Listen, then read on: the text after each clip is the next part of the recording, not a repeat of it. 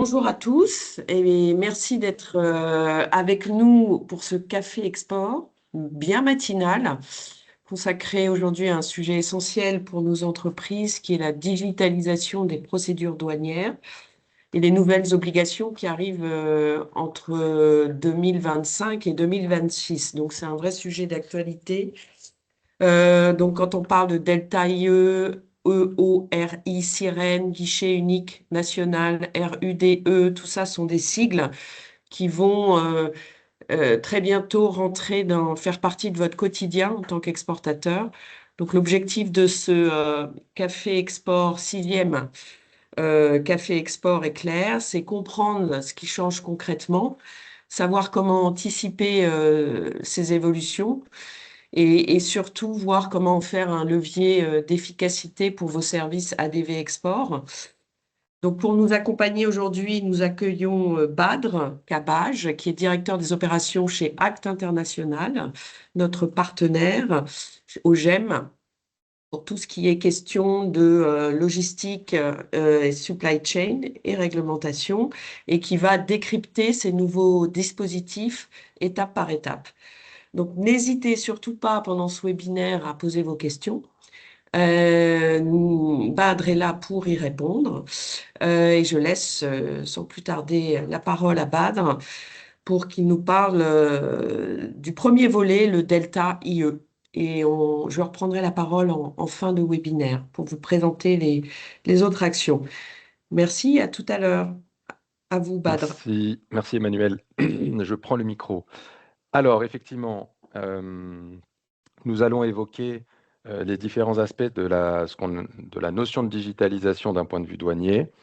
Alors, pour faire un peu d'éléments de contexte, il faut savoir qu'aujourd'hui, on entend beaucoup l'IA, il y a beaucoup d'avancées sur pas mal de sujets. La douane, la Commission européenne, hein, donc la douane européenne, avait déjà anticipé ça en 2016 lorsqu'ils ont mis en œuvre la mise à jour du Code des douanes, qui est nommé Code des douanes de l'Union européenne. Et dans ce Code des douanes de l'UE, ils avaient intégré cette notion de digitalisation.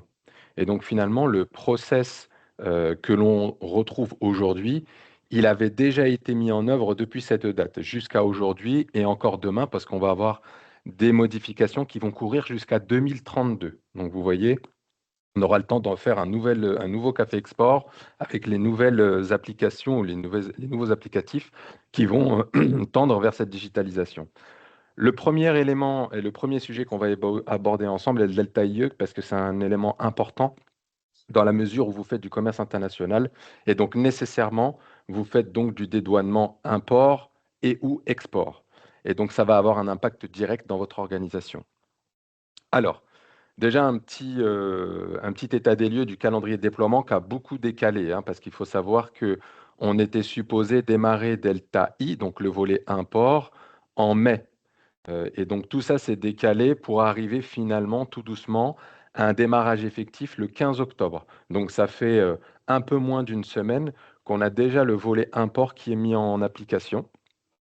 Et le Delta G, qui est le système, l'ex-système, et qui est toujours d'actualité parce qu'on fait ce qu'on appelle du double run, c'est-à-dire qu'il y a à la fois le nouveau système Delta I qui est mis en application et le Delta G qui est l'ancien système qui continue de perdurer pour les mouvements déclaratifs qui sont encore existants, c'est-à-dire qui ont été intronisés avant l'implication de Delta I, et qui sont toujours, qui existent toujours, tout simplement.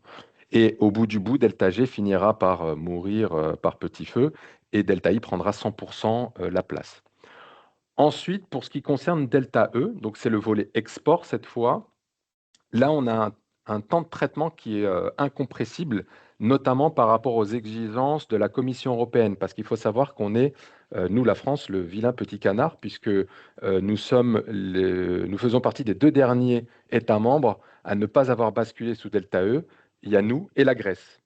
Alors, ce n'est pas une blague, mais c'est effectivement le cas. Tous les autres pays ont basculé, sauf la Grèce et nous, parce qu'on a pris beaucoup de retard. Et on a pris déjà beaucoup de retard à l'import. Et de manière, par effet ricochet, l'export est aussi concerné. Ce qui veut dire qu'aujourd'hui, la Commission européenne a imposé une date de bascule au 14 décembre. Donc, quoi qu'il arrive, qu'on soit prêt à 20, 30, 40, 50, 80%, on basculera, on n'a pas le choix. Donc ça, je dirais que cette bascule, elle n'a pas d'impact opérationnel pour vous directement, puisque c'est nous, RDE, représentants en douane enregistrée, les transitaires, qui établissons les déclarations, qui seront impactés. Par contre, pour vous, ça va avoir un changement. Alors, ce changement, il va être déjà dans le format. Je suppose que vous connaissez déjà tous la déclaration que l'on connaît aujourd'hui et qu'on avait tous travaillé de nos voeux à l'époque, puisqu'on avait milité, il y a de ça quelques années, hein, je ne suis plus très jeune maintenant, pour avoir un format similaire à l'ensemble des États membres, ce qui permettait de faciliter les contrôles et la lecture des documents douaniers, que ce soit de la Hollande, Belgique, France, Bulgarie ou autre. Avec Delta IE, eh bien, on n'aura plus de format commun, puisque le seul format réglementaire accepté sera le jeu de données. Et le jeu de données sera exprimé en JSON. Donc en fait, c'est une extension du JavaScript. Donc on est sur du codage. Et c'est ça qui vaut déclaration. Donc la déclaration, demain, elle ressemblera à ça. Voilà, ce sera un jeu de données qui ressemblera à ça. C'est le seul élément obligatoire qu'il faut fournir en cas de contrôle au bureau de douane. Maintenant, vous allez me dire, oui, mais nous, on a l'habitude de documents papier. Comment on va faire pour des flux de transport routier, par exemple, notamment pour le pli cartable, etc.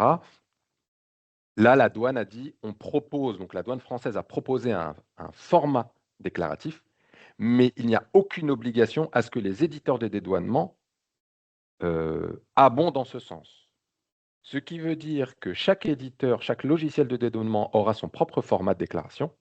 Et multiplier ça par le nombre d'éditeurs qui existent au sein des 27 États membres, potentiellement, vous aurez des documents qui sont totalement différents. Donc ça, c'est la première chose et le premier impact pour vous, c'est la lecture et retrouver les éléments dont vous aurez besoin pour pouvoir identifier si le travail de votre transitaire a été bien fait ou pas. C'est la première chose. Autre élément, c'est qu'on va non plus avoir 56 références, c'est ce que je vous mets ici, 56 éléments sur une déclaration, mais on va avoir 120 éléments à renseigner dans une déclaration. Alors, il y a une grosse partie qui concerne le transitaire, sur les codes, etc. Mais il y a une partie où effectivement, on risquera de vous solliciter. Exemple, lorsque vous faites, je prends l'exemple de l'import, alors vous êtes beaucoup vous sur l'export, mais c'est pour vous donner un ordre d'idée sur la granularité à laquelle on peut aller. Lorsque vous faites un import, vous aurez l'obligation, si vous avez par exemple, vous faites un maritime et vous faites un LCL, FCL, donc vous avez plusieurs fournisseurs et vous êtes l'importateur, et bien si vous avez plusieurs fournisseurs, il faudra déclarer chacun des fournisseurs sur la déclaration d'import, à la ligne de l'article. Donc vous voyez, ça augmente potentiellement le volume de la déclaration et donc derrière, ça va augmenter aussi le coût potentiellement. Donc le coût que vous connaissez, qui vous est facturé par votre transitaire à l'import ou à l'export, avec ce nouveau format, comme les exigences douanières sont plus importantes, potentiellement le temps que va y passer le déclarant est plus important. Et donc, comme c'est du temps homme que vous payez, vous pourriez payer potentiellement un coût déclaratif plus important. Donc ça, il faut en avoir conscience et connaissance. Si vous avez des questions, vous n'hésitez pas à vous lever la main, vous n'hésitez pas à me couper durant la présentation, hein. Alors, quel est l'objectif en définitive de ce système Delta IE? Ce système Delta IE, il est, comme je vous l'ai dit en introduction, il est communautaire.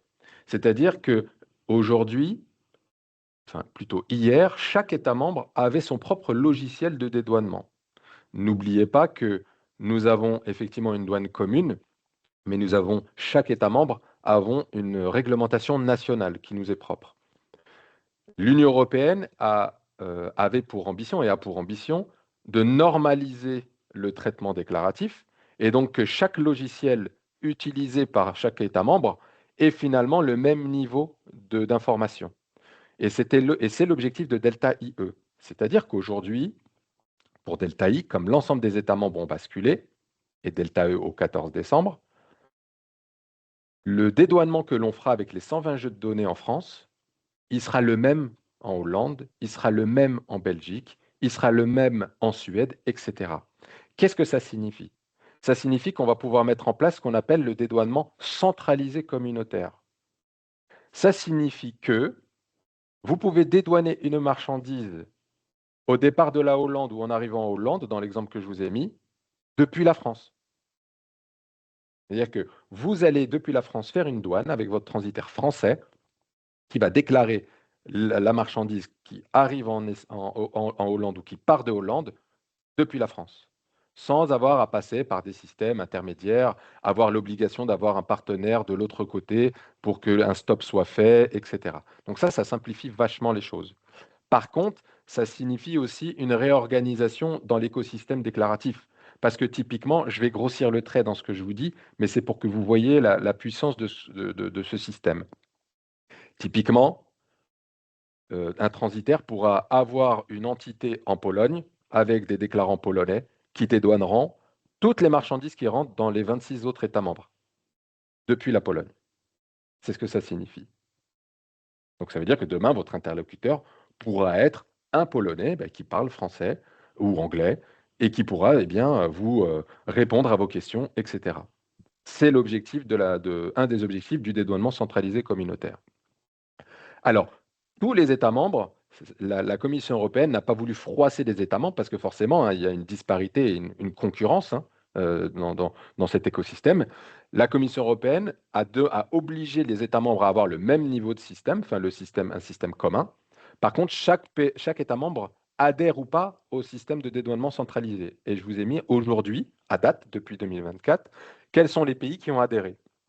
Forcément, il y a une dynamique qui va se créer. Donc, on a déjà une bonne partie qui s'est intégrée. La France ne pourra pas, je dirais, se marginaliser par rapport aux autres États membres et donc elle s'inscrira au bout du bout. Donc ça, c'est l'élément important de cet applicatif Delta IE. Derrière, ça a une implication pour vous, et là on parle de l'export, pour les ECS. Donc les ECS, pour rappel, c'est votre preuve fiscale que la marchandise a bien quitté le territoire douanier européen et qui vous permet de vendre hors taxe, puisque vous faites une déclaration hors taxe, vous sollicitez un article du CGI, et votre seul justificatif fiscal, c'est ce fameux ECS sorti. Le CS sorti, vous l'avez donc en asynchrone entre le moment où la déclaration est effectuée par votre transitaire et le moment où il y a la sortie effective. Donc la question qu'on peut se poser aujourd'hui, donc ce système ECS va être remplacé par SDS, le terme qu'on va demain utiliser, c'est SDS, et en anglais, on sera sur de l'AES. C'est la même chose, SDS, AES. Vous entendrez ces deux acronymes. La question qu'on peut se poser, c'est, je vous ai montré tout à l'heure le format déclaratif. Le format déclaratif obligatoire, c'est ça, c'est un jeu de données. C'est comment vous allez pouvoir, vous, fiscalement, justifier de la sortie. C'est une question pour laquelle on n'a pas encore la réponse. On attend d'avoir des précisions qui vont courir entre aujourd'hui et le 14 décembre.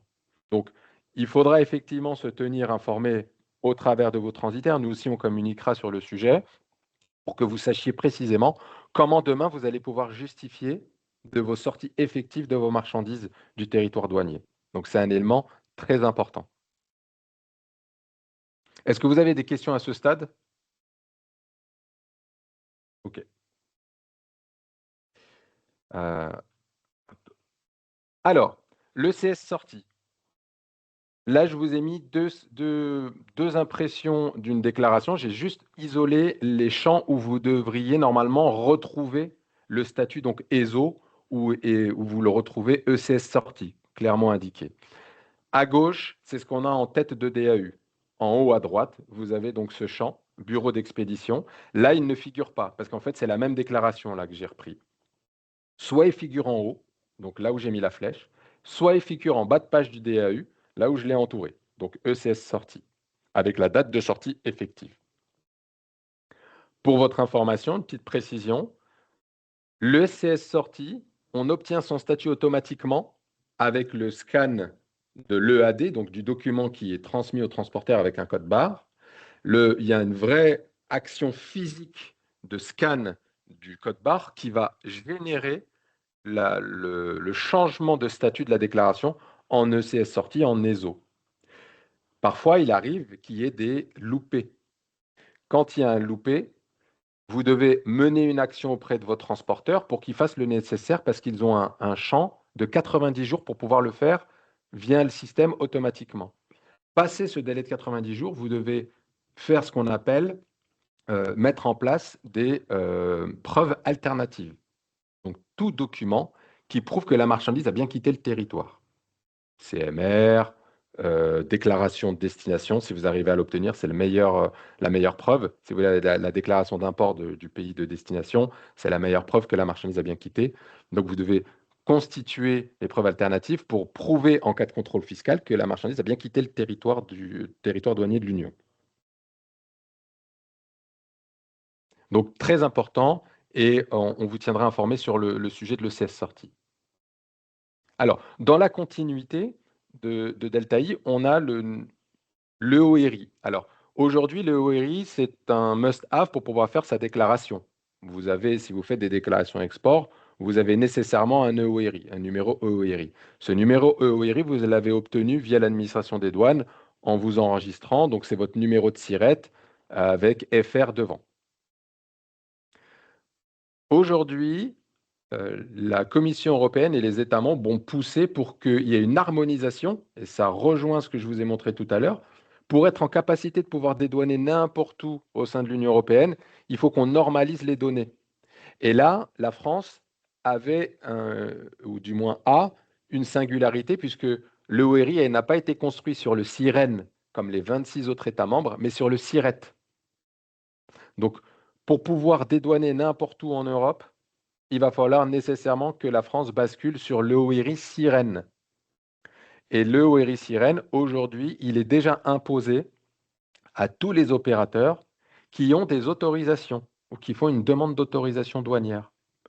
Mais demain, sachez que lorsque Delta E sera mis en œuvre et qu'on sera arrivé au bout du processus, l'EORI Sirène sera généralisé. Donc, vous aurez nécessairement besoin d'obtenir votre numéro EORI Sirène en lieu et place de l'EORI Siret. Donc, ici, je vous ai repris grosso modo les raisons que je vous ai évoquées, à savoir une harmonisation du process et donc EORI Sirène. Il y a aujourd'hui une période de transition jusqu'à fin 2025 pour les EORI Sirène, mais uniquement pour les demandes d'autorisation, donc ne vous inquiétez pas. Si vous n'avez pas de demande d'autorisation douanière de portée, vous n'êtes pas concerné. En tout cas, il n'y a pas péril en la demeure. Par contre, sachez et gardez-le en tête que vous allez à un moment donné devoir faire cette demande lorsque tout sera normalisé. Donc là encore, c'est quelque chose qui va arriver incessamment sous peu. Alors, à quoi ça ressemble le ORI Sirène? C'est tout simplement le numéro Sirène à 9 chiffres avec FR, donc il est plus court que le SIRET. Là, je vous ai mis en exemple. Ce qu'on reprend sur la déclaration en douane, import ou export, c'est le numéro SIRET aujourd'hui, donc le ORI numéro SIRET. Demain, ce sera le numéro EORI Sirène, donc le plus court, donc FR plus 9 chiffres. Pas de questions à ce stade? Alors, ici, j'ai trouvé que ça pouvait être intéressant de vous poser finalement la photographie des numéros sirènes qui existent et SIRET en France. Finalement, il n'y a pas une grosse différence entre le nombre de sirènes et de sirettes. Vous voyez la courbe, les deux courbes ici, ce graphe. Vous n'avez pas une grosse différence, on a un écart de 2 millions. Et on voit qui porte finalement le plus les numéros de SIRET. Donc, pour rappel, le numéro de SIRET, c'est à la localisation géographique de l'entité. Typiquement, une entité qui a plusieurs succursales, eh ben, elle va avoir autant de SIRET. Le SIREN est regroupé au nom de l'entité dans sa globalité. Donc, les TPE, généralement, elles ont un SIRET qui est confondu, puisqu'ils n'ont qu'un site. À partir du moment où on commence à être sur des PME, des ETI ou des grandes entreprises, là, on peut avoir potentiellement plusieurs SIRET. Donc, l'écart n'est pas énorme. Donc, il y aura pas un gain d'un point de vue gestion administrative très important, mais par contre, ça répond principalement à cet objectif d'être en phase et aligné avec les autres États membres qui, eux, fonctionnent au SIREN. Alors, le guichet unique. Le guichet unique national. J'ai évoqué national, mais en réalité, il est communautaire et en fait, c'est finalement chaque État membre qui a son propre guichet unique.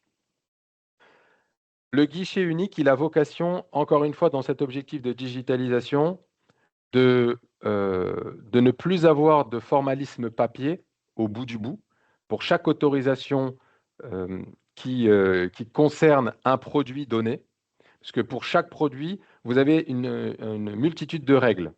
Et ces règles, elles sont portées par différentes administrations. La douane, elle, est uniquement une administration de contrôle. Donc, elle vient regrouper un peu tout cela. Et l'objectif de l'Union européenne, avec leur système EU-CSW, c'est de pouvoir avoir euh, toutes ces autorisations qui gravitent autour du produit en dématérialisé. Qu'est-ce que ça signifie? Ben ça, je l'ai repris directement du site de la douane française, mais ça, vous pouvez le répliquer au niveau européen, parce que ça va être le même fonctionnement pour chaque État membre. C'est que chaque administration dont on dépend, pour lesquelles on doit faire une demande, donc demain, on prend l'exemple de normes CE, ce n'est pas encore le cas, mais ça sera le cas certainement. Eh ben, quand vous allez obtenir votre norme, il y a un numéro d'autorisation qui est fourni. Eh ben, ce numéro d'autorisation, demain, il sera appliqué sur la déclaration et il viendra être consulté sur le guichet unique qui viendra relayer le code auprès de l'administration qui a délivré la norme et qui va vérifier si le numéro que vous avez indiqué est vrai ou pas et s'il est valide ou pas. Ensuite, il y a un retour d'information sur le système de la douane, donc delta I ou delta E, qui va dire OK, sur cette partie-là, le critère de contrôle est bon. Donc, vous voyez, à partir du moment où je vous ai expliqué ça, vous pouvez aller très loin dans la réflexion au moment où vous importez, au moment où vous exportez, tous les documents qui vous sont demandés, et ben, potentiellement, les documents pourront être dématérialisés et vous allez transmettre ces éléments à votre transitaire qui renseignera par le biais de numéros de code qui correspond à votre document et le guichet unique sera consulté pour vérifier la véracité du document, s'il existe ou pas, s'il est périmé ou pas. Ça a déjà commencé pour certains flux et notamment le RDUE qu'on va évoquer après. Le RDUE a déjà ça d'embarqué. C'est-à-dire que pour contrôler si vous avez fait le nécessaire avec le numéro, le guichet unique sera consulté. Et donc, comme je vous le disais, on est là sur un niveau national, mais le même principe est au niveau communautaire. Donc, ça donnera un poids très important auprès de la Commission européenne pour faire des contrôles, pour avoir de la data, etc. Donc, très intéressant. Est-ce que vous avez des questions à ce stade?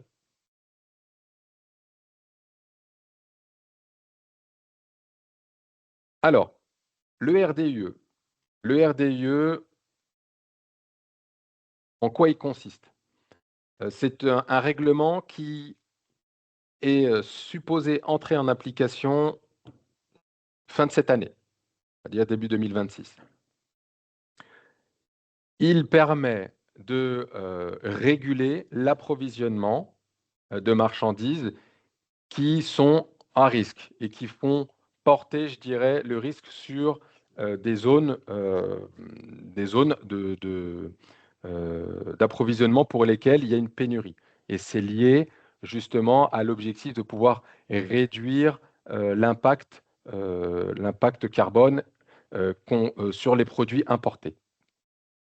Alors, Ah, ça, excusez-moi, Badr. oui, Avant de rentrer dans la partie RDUE, il y a un participant qui n'a pas compris la partie 3, donc le fonctionnement de la partie 3. Est-ce que vous pouvez à nouveau expliquer oui. de façon très concrète? Merci. Alors, le guichet unique, eh ben, on va pouvoir l'évoquer avec le RDUE.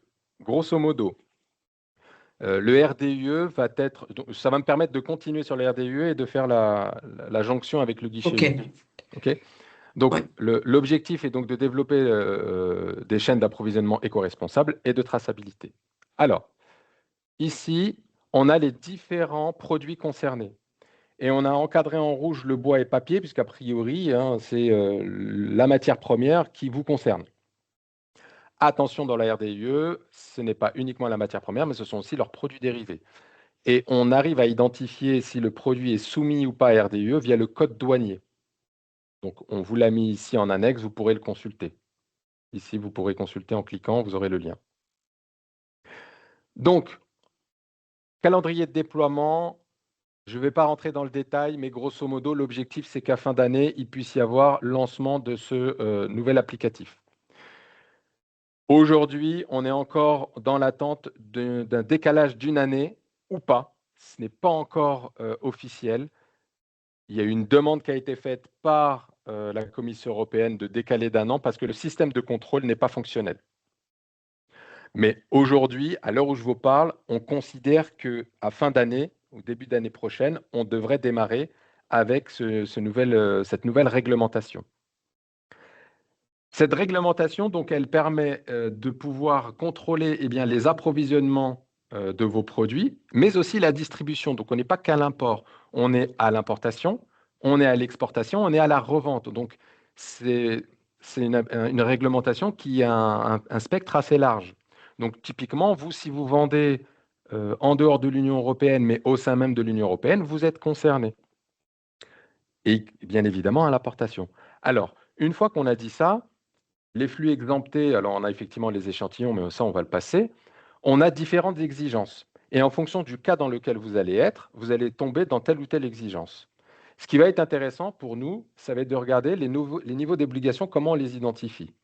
Donc là, on a fait un schéma assez simple pour que vous compreniez l'objectif. C'est qu'on a deux distinctions. On va avoir l'opérateur sur le plan réglementaire de la RDIE et le commerçant. L'opérateur, lui, qu'est-ce qu'il fait? Il a une action d'importation où il va transformer le produit. S'il a cette action d'importation ou qu'il transforme le produit, à ce moment-là, il va avoir une obligation plus importante que le commerçant. C'est-à-dire que c'est lui qui va devoir faire la déclaration de DDR, donc de diligence raisonnée. Donc, qu'est-ce que ça suppose, la diligence raisonnée? C'est d'être en capacité de remonter la chaîne d'approvisionnement et de s'assurer que la matière première, donc à savoir le bois, n'est pas issue d'une zone à risque. Je prends l'exemple des zones de déforestation en Amazonie, vraiment le cas le plus parlant. Et bien ça, c'est l'objectif. Le commerçant, lui, il a un impact moindre puisque lui, finalement, il fait de l'achat-revente. Donc, lui, il va s'assurer d'obtenir les éléments auprès de son opérateur. Il va lui demander les informations pour que lui-même puisse les transmettre, et ainsi de suite. Donc, autant de commerçants qui existent dans la chaîne, eh ben, ils vont devoir se passer les uns et les autres ce fameux document. Et dès lors qu'il y a un opérateur qui intervient dans la chaîne, eh ben, l'opérateur lui-même devient soumis à une obligation, et notamment de DDR. Voilà le principe général. Alors, maintenant, une fois qu'on a dit ça, ça va me permettre de répondre à la question posée. Au moment de l'importation ou au moment de l'exportation, si je suis soumis à une obligation d'émettre un DDR, je vais donc obtenir un numéro. C'est-à-dire que je vais faire ma demande de DDR et l'administration qui est en charge de contrôler cela et de me fournir le document et le numéro va me l'adresser et moi, je vais le donner à mon transitaire. Mon transitaire va saisir sur la déclaration le code associé au DDR et le numéro qui m'a été attribué. Au moment où mon transitaire va faire la déclaration, eh bien, qu'est-ce qui va se passer? Le guichet unique va intervenir. C'est-à-dire que la déclaration, le code qui est associé, delta IE, va comprendre que ce code-là est associé à telle administration. Il va l'envoyer à telle administration via le guichet unique. Le guichet unique va consulter. Il va aller contrôler que la DDR existe bien avec ce numéro et que la date de validité est correcte. Une fois qu'il a validé ça, il renvoie une information au système Delta IE et il dit, alors qui délivre le numéro? Le numéro, il est délivré par le bureau. Alors ici, je vais revenir. Voilà, l'agriculture, voilà, la DGAL.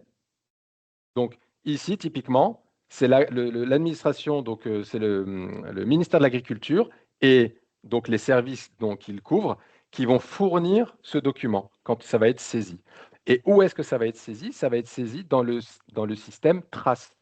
Et le système Trace, c'est là où matériellement, vous allez vous connecter et faire la demande de DDR et vous allez obtenir votre numéro. Et donc, pour revenir au guichet unique, le transitaire va saisir le code dans la déclaration, Le guichet unique va prendre ce numéro, il va aller consulter trace et il va vérifier qu'il est bien connu. Une fois qu'il a la validation, le guichet unique a l'information que c'est OK et il renvoie à Delta en disant c'est OK et là, la déclaration peut être libérée. Est-ce que c'est clair?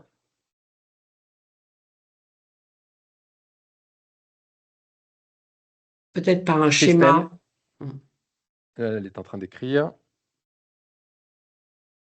À peu près. Alors, vous pouvez, si vous voulez intervenir, n'hésitez pas, Christelle, pour clarifier, enfin, pour qu'on puisse échanger. Comme ça, je pourrais vous clarifier précisément le qui fait quoi. Si vous avez votre micro, je ne la vois pas.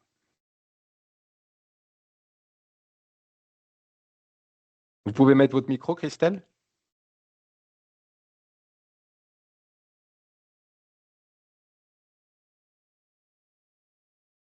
Alors, pas nécessairement aux fournisseurs étrangers. Attention, c'est ce que je mets là. Vous voyez, vous avez ici à l'import, vous avez la revente et vous avez à l'export. Donc, quand vous faites de l'export, vous allez devoir obtenir un numéro DDR. Pareil pour l'import. Donc, ce n'est pas lié au fournisseur pays tiers, hein. Ça peut être aussi en fait, celui qui doit faire cette démarche. Vous parlez de l'import. Ben, si je reviens, vous voyez, si je reviens sur le schéma, euh, tac, tac, tac, c'est après. Voilà. Sur le schéma ici, vous avez vu, je mets importateur et transformateur. Ah, impossible. OK. Je mets importateur et transformateur. L'importateur, il est considéré par la réglementation comme opérateur parce qu'il met pour la première fois à la consommation la marchandise. Et donc, lui, il est soumis à DDR. Donc, vous voyez, ce n'est pas le fournisseur pays tiers.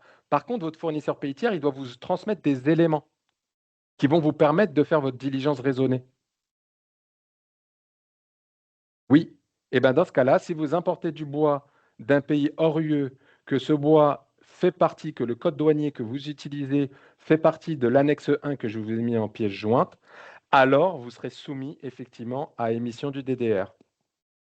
Si bien évidemment, vous ne faites pas partie des flux exemptés. Si vous les importez en tant qu'échantillon, vous n'êtes pas concerné. Si c'est des produits en location, bon, a priori, ce n'est pas le cas.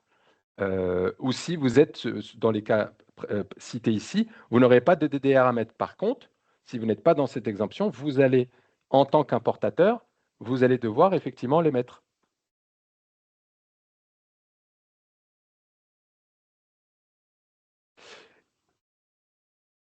Et pour Christelle, alors pour un schéma, je vais revenir peut-être ici.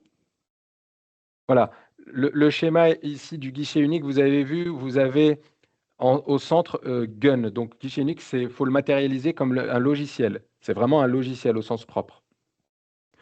Et ce logiciel, il centralise l'ensemble des systèmes qui régissent finalement les autorisations des produits. Vous voyez, sur un secteur donné, vous allez avoir des obligations de documents à fournir. Si je prends l'exemple d'armes, par exemple, les armes, elles vont être soumises à autorisation d'exportation de matériel de guerre. Et bien là, vous allez dépendre du ministère de l'Intérieur ou de la Défense et des Armées. Et donc, vous allez devoir obtenir une autorisation. Et bien, cette autorisation, vous allez devoir la saisir sur la déclaration en douane. Et cette déclaration en douane, via Deltaï, elle est connectée à Gun. Et elle vient demander à Gun, elle dit, j'ai un document qui m'a été saisi sur ma déclaration, peux-tu contrôler et t'assurer qu'elle est existante? Et là, Gun se charge d'aller consulter l'administration en question pour lui demander si le document qui a été saisi par le transitaire existe bien. C'est ça le principe du guichet unique. Aujourd'hui, dans votre fonctionnement actuel, vous avez des documents papier que vous transmettez à votre transitaire et le transitaire va les donner au bureau de douane qui, lui, va les contrôler. Et bien ça, demain, ce ne sera plus le cas. On n'aura plus besoin d'avoir à envoyer des documents papier ou par mail scanné. Ce sera automatiquement contrôlé via une application. Et cette application s'appelle GUN, Guichet unique national, pour la France. Et pour l'Europe, c'est l'EU-CSW. Est-ce que c'est clair, Christelle, ou pas?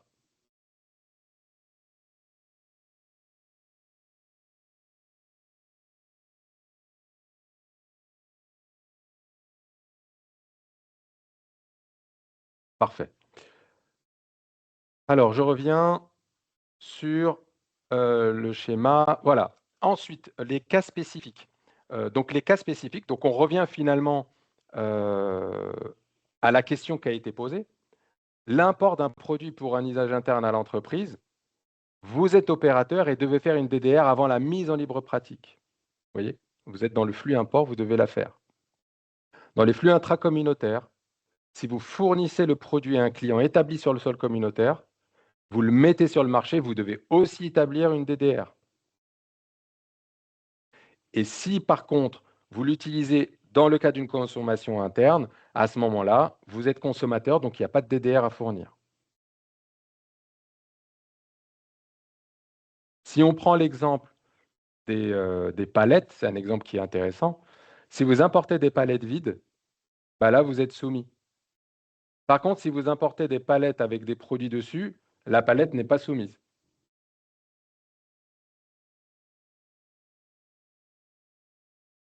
Alors, dans le processus opérationnel, ça va permettre de reboucler aussi peut-être avec la question posée par Christelle. Donc là, on est sur l'exemple de l'émission du DDR. Donc, la première phase, l'importateur, lui, alors on est sur la phase import, mais vous pouvez le répliquer sur l'export, hein, c'est le même fonctionnement. L'importateur, il va créer sur trace sa demande de DDR. La DDR est obtenue via validation de trace, donc c'est l'étape 2. En 3, ici, vous allez envoyer vos instructions de dédouanement ainsi que la DDR, le numéro de DDR à votre RDE, donc votre transitaire, qui va se charger de faire la déclaration. En étape 4, il établit la déclaration et il va saisir le numéro de DDR sur celle-ci. Delta IE, qu'est-ce qu'il va faire? Il va aller contrôler la validité du DDR, mais il ne va pas la contrôler directement via trace. Il passe par Gun et Gun vient consulter trace. Peut-être que c'est plus clair là. Donc en réalité, on pourrait imaginer, vous voyez, en fait, je fais ça, je fais ici, je mets Gun ici.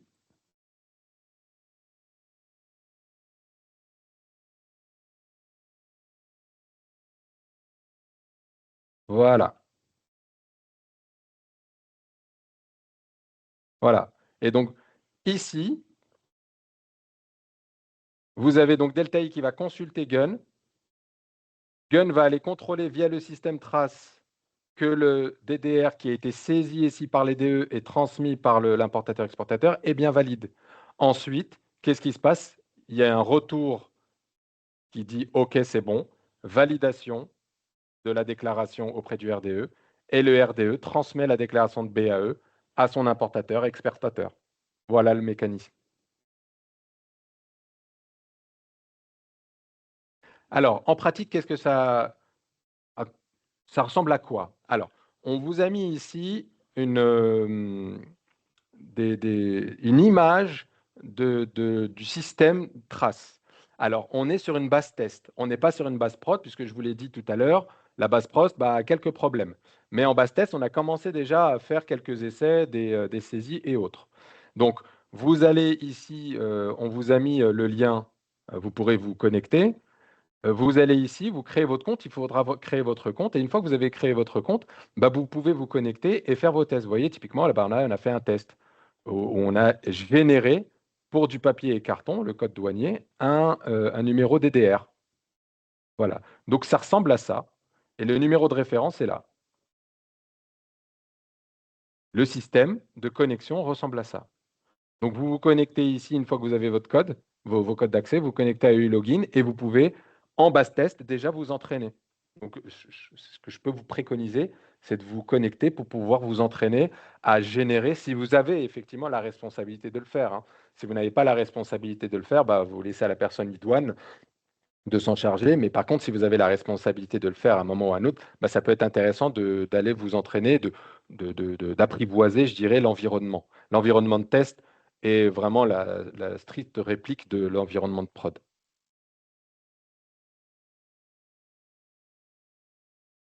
Donc, cet applicatif, qu'est-ce qu'il permet de faire?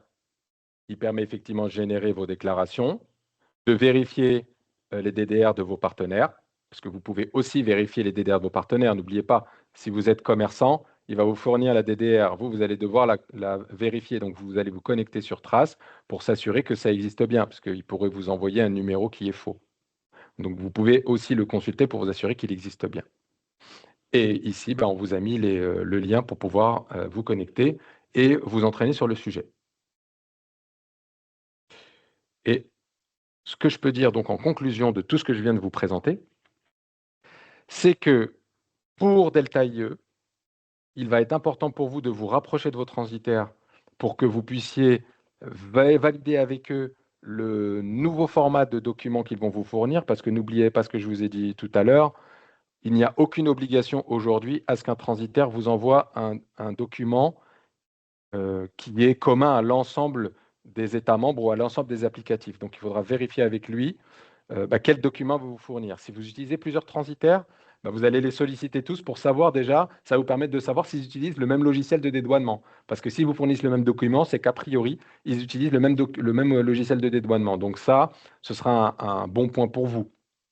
Par contre, s'ils utilisent des logiciels de dédouanement différents, il faut savoir qu'en France, on en dénombre 3-4 maximum. Donc potentiellement, vous pourriez avoir 4 types de documents différents. Si les logiciels, les éditeurs de dédouanement, n'ont pas décidé d'appliquer la proposition de l'administration douanière française d'utiliser le format qu'ils avaient proposé. Donc, très important de vous rapprocher d'eux pour savoir comment tout ça va se matérialiser. Pour ce qui concerne les ORI sirènes, restez en veille parce que ça va basculer pour vos dédouanements. À un moment donné, vous allez devoir basculer sur l'ORI sirène. Donc, tenez-vous informé pour savoir quand est-ce que vous allez basculer. Si vous avez des autorisations, si vous portez des autorisations douanières, sachez que vous devez déjà le faire et vous avez une période de transition jusqu'à fin de cette année. Donc, mobilisez-vous pour le faire auprès de vos bureaux de douane. Pour ce qui concerne la réglementation RDIE, il faut anticiper dès maintenant et partir du principe que ça va démarrer fin de cette année, parce que pour le moment, il n'y a rien de confirmé sur le décalage d'une année supplémentaire. Donc, faire en sorte de s'y préparer. Et enfin, pour le guichet unique, restez en veille parce que c'est en train de monter en puissance. Donc, tout document papier existant qui émane d'une administration aura vocation à basculer sur le guichet unique. Donc, renseignez-vous, parce qu'à un moment donné, vous allez devoir basculer là-dessus et il sera intéressant d'anticiper pour que vous n'ayez pas toujours à éditer le format papier qui vous fait perdre du temps, qui fait perdre du temps aussi dans le process de dédouanement. Donc, restez en veille sur le sujet pour savoir à quel moment vos documents basculent sur le guichet unique national. Voilà pour moi. Merci Badre. Juste avant de passer aux informations suivantes, il y avait une question de Christelle sur le système Trace. Oui. Dans le chat, ceci est à faire pour tous les codes douaniers utilisés en déclaratif, si pas exonérés. Est-ce que c'est le cas? Ceci est à faire pour tous les codes douaniers utilisés en déclaratif, c'est pas exonéré. Alors, c'est à faire pour tous les codes douaniers qui sont repris dans l'annexe à partir du moment où vous les importez ou vous les exportez sont soumis. Si vous ne faites pas partie des exemptions, effectivement. Donc, ce ne sont pas tous les codes douaniers que vous utilisez, mais tous les codes douaniers qui sont dans l'annexe. Donc, si vous utilisez un certain nombre de codes douaniers et qu'une bonne partie figure dans cette annexe, oui, vous serez soumis.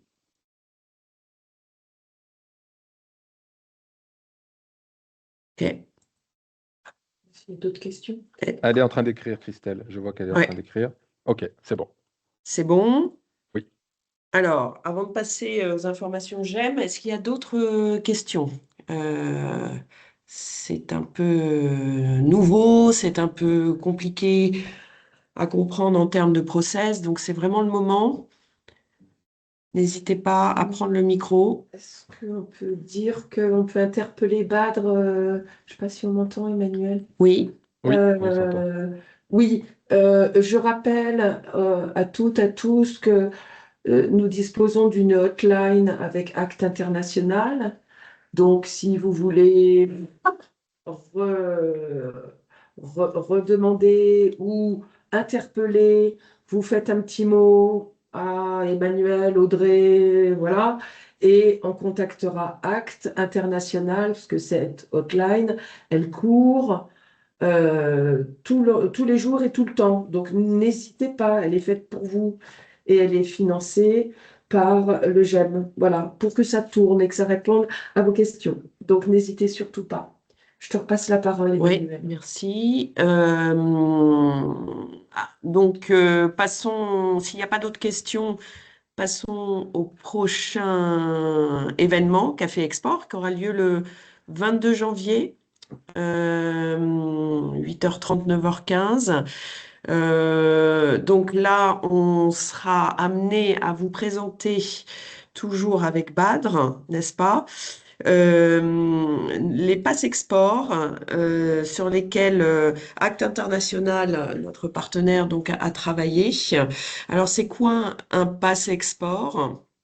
En fait, c'est une fiche avec un tableau très clair qui explique chaque code douanier en fonction des pays, qui détaille les marquages et les étiquetages à respecter et toutes les formalités douanières, packing list, certificat d'origine, mention à la facture, etc., ainsi que toutes les restrictions spécifiques d'accès au pays. Donc, on fera un panorama de tous ces passe-export qui seront vraiment à votre disposition sur le site internet et par envoi mail pour le 22 janvier. Alors, donc les pays donc qui vont être exposés sont le Royaume-Uni, l'Arabie Saoudite, les États-Unis, les Émirats Arabes Unis, la Suisse et le Japon. Donc il y aura vraiment une approche internationale de différents pays d'export qui vous seront présentés. Plus proche dans le temps, les prochains rendez-vous, c'est demain. Alors, Ah si, ça y est, la voilà. C'est bon. demain, le webinaire pays, le webinaire donc scandinave sur un état des lieux du marché de l'ameublement en Suède et au Danemark, donc à partir de 8h30 jusqu'à 10h, je crois. Et ensuite, deux formations d'ici la fin de l'année. Une en distanciel qui concerne justement la gestion, l'organisation et la gestion du transport à l'international, ainsi que le 3 décembre, une journée en présentiel à l'ameublement français, un atelier de montée en compétences sur toutes les techniques de négociation en anglais et sur le pitch, comment améliorer son pitch dans toutes circonstances, dans le développement à l'international de vos activités, qu'il s'agisse de salons, de rencontres B2B, etc., ou de rencontres toutes simples. Comment être vraiment convaincant dans sa façon de présenter son business en anglais. Voilà, donc notez bien ces trois dates. Et nous allons terminer ce webinaire en parlant également d'une quatrième et dernière date qui aura lieu le 17 décembre et qui là présentera toutes les actions GEM prévues pour 2026. Donc save the date, 17 décembre, 9h, 10h. C'est aussi l'occasion de vous rappeler que pour bénéficier de tous les services et de toutes les actions que nous menons pour les adhérents de l'ameublement français qui exportent, les différents dossiers à remplir qui nous permettent de mieux vous connaître et de répondre au mieux à vos attentes. Il y a aussi la partie admission, donc je laisse la parole à Isabelle pour tout ce qui est dossier à remplir pour vous permettre d'accéder à tous nos services. Oui, j'en ai déjà fait la relance à de multiples reprises. Je rappelle que pour toute entreprise acquittant la taxe affectée qui souhaite bénéficier d'une aide financière du GEM, avec différentes règles que vous connaissez, Il faut remplir son dossier d'admission, c'est un petit peu de ventilation export et surtout vos intentions d'activité. C'est le dossier sans lequel vous ne pouvez pas entrer dans la communauté, je dirais, des entreprises qui sont financées. Le questionnaire international est fait pour les entreprises qui n'acquittent pas la taxe affectée, qui ne peuvent pas être aidées financièrement. Mais pour mieux les connaître, pour mieux détecter leurs zones de prospection, leurs intentions d'activité, même si on ne les finance pas directement, ça nous permet de faire évoluer nos services pour encore mieux répondre à leurs besoins. Donc, merci de jouer, vous saurez vous reconnaître. Soit vous êtes sur un dossier d'admission GEM, tout ça étant gratuit, soit vous êtes plutôt sous le coup d'un questionnaire international. C'est indispensable pour mieux vous connaître et pour avoir accès à nos services. Merci beaucoup. Merci. Excellente journée à toutes et à tous. Et à très très vite puisqu'on a plein de rendez-vous et plein de temps majeurs à vivre ensemble. Merci. Bonne journée à vous. Bonne journée. Merci Badre. Merci. Merci à vous. Au revoir. À très vite. Au revoir. Bonne journée. Au revoir. Bonne journée. Merci.